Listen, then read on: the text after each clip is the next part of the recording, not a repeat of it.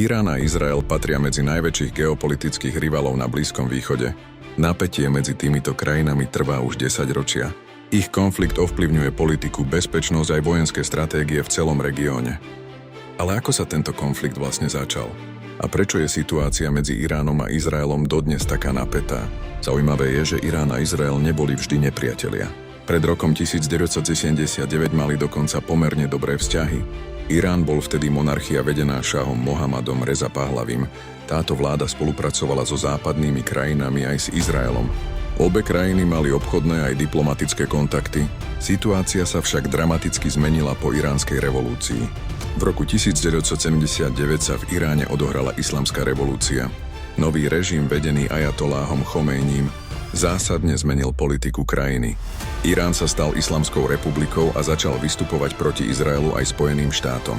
Nová vláda označila Izrael za nepriateľa a prerušila všetky diplomatické vzťahy. Od tohto momentu sa začal formovať konflikt, ktorý trvá dodnes. Irán postupne rozširoval svoj vplyv v rôznych častiach Blízkeho východu. Podporoval rôzne skupiny a politické hnutia v regióne. Izrael vnímal tento rastúci vplyv ako bezpečnostnú hrozbu.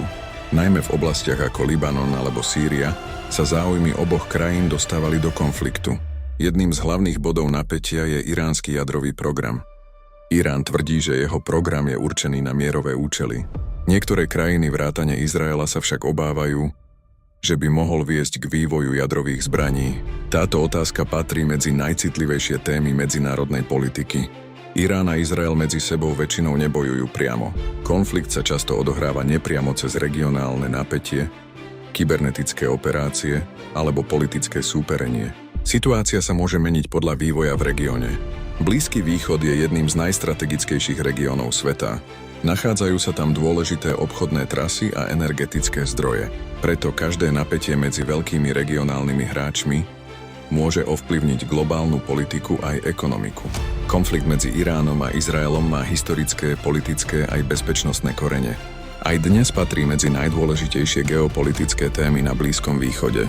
Otázkou zostáva, ako sa bude situácia v regióne vyvíjať v budúcnosti.